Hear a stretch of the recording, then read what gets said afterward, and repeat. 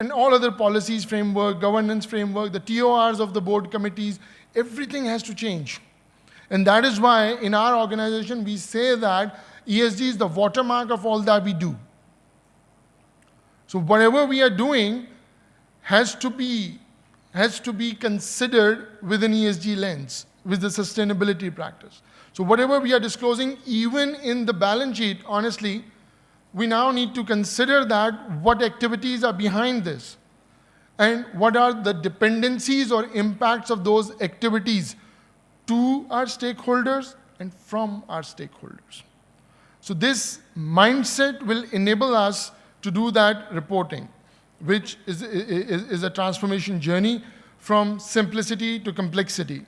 And of course, when this will happen, there will be assurance upcoming, and whatever you report, your stakeholders, especially for this particular purpose, your investors and lenders, would ask you assurance reports.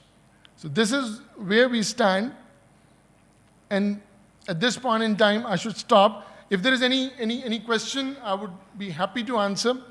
I went very quickly. I can go back to any slide if you want me to discuss. I've got 5 more minutes.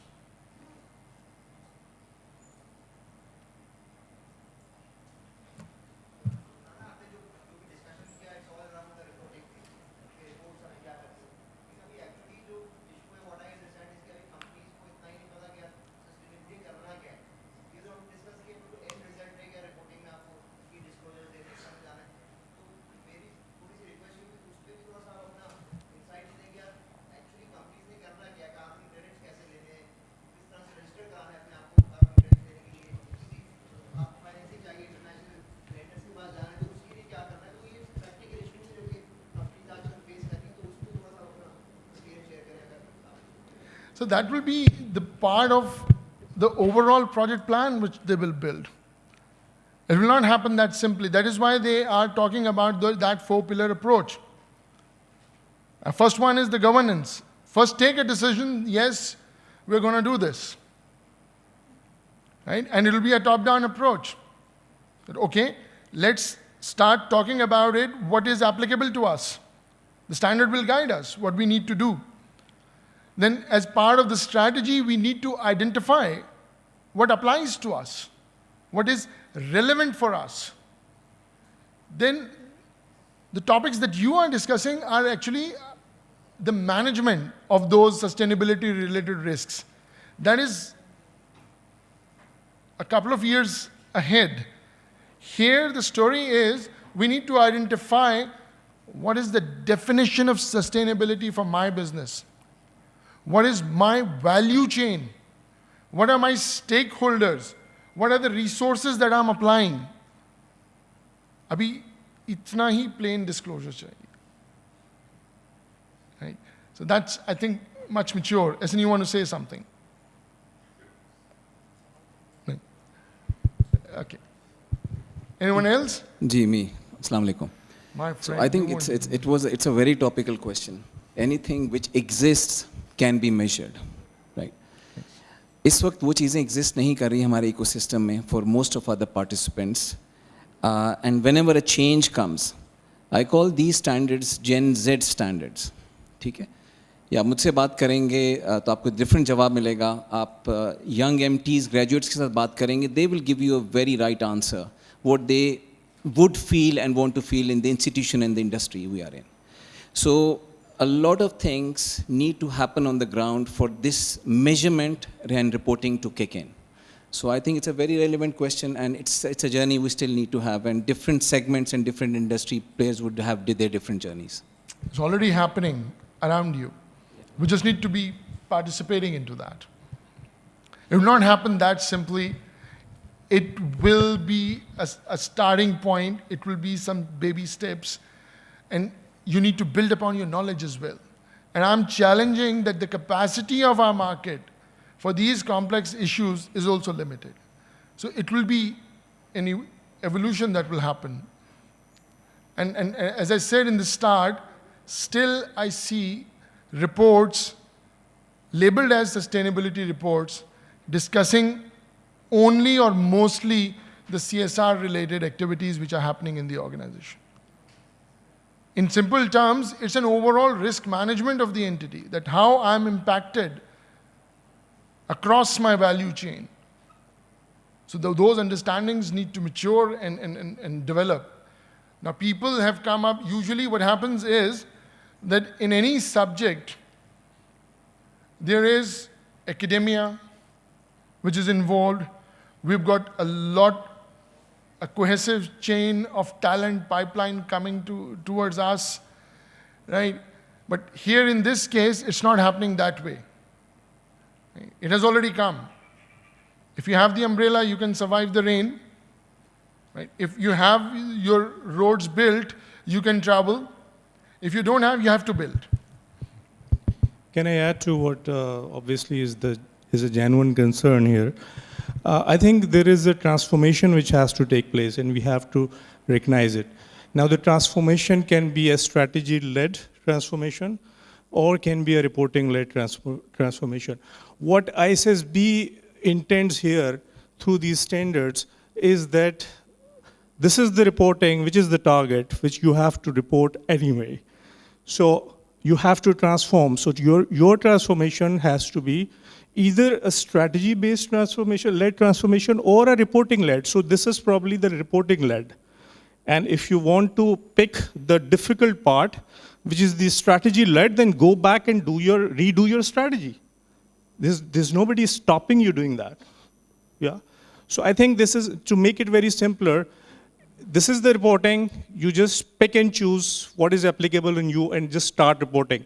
This is what is the approach given here. But if you don't want to follow the approach, then go back to the strategy, revisit your strategy, redo it, transform your strategy, transform your organization all the way, and then do the reporting, which would be ultimately probably a much better reporting than this one. But this is how we'll start learning.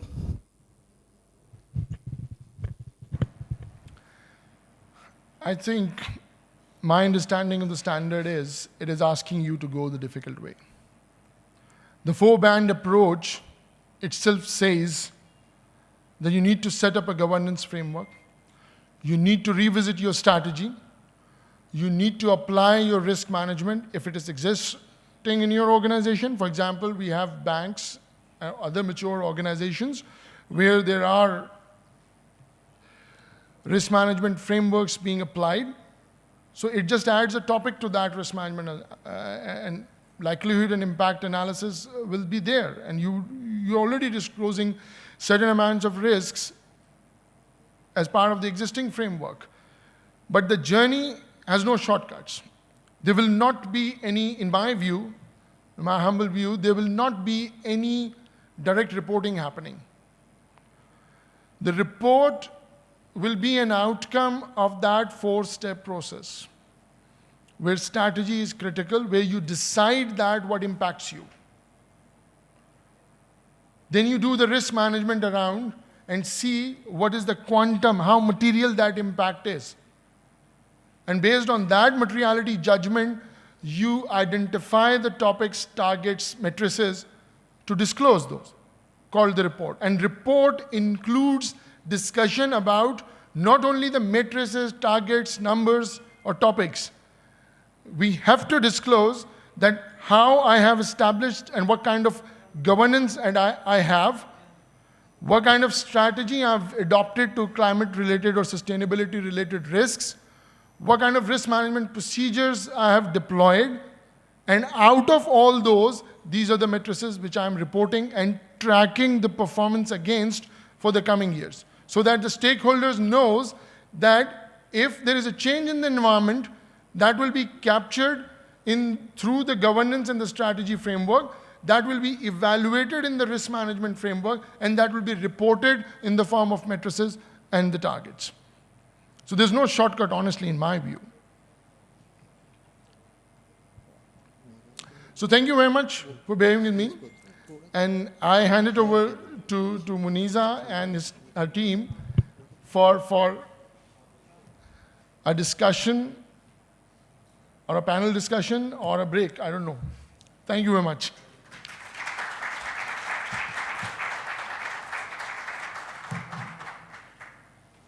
And that is my cue. Ladies and gentlemen, let's hear it one more time from Mr. Rana. That was, even for me, wonderfully said and presented. Now, Mr. Rana, we have a little something for you. Please stay on stage. Mr. Rana, given the theme of it all, we have our usual shields and a special memento on the occasion of this event. So to present a memento to Mr. Rana, I would like to call Ms. Muniza Bhatt and Mr. Osama Kapadi on stage. Ladies and gentlemen, a huge round of applause.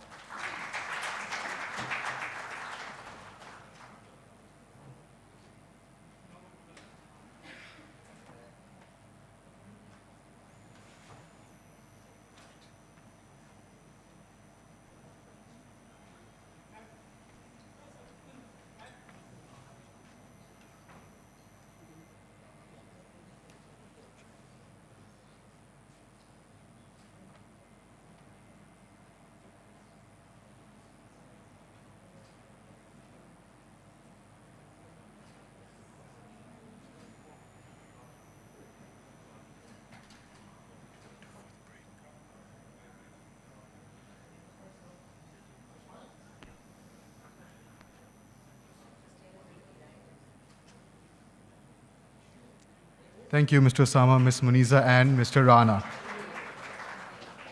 Ladies and gentlemen, we are going to cut for a short break and reconvene at 5:25. We have arrangements for high tea outside as well. And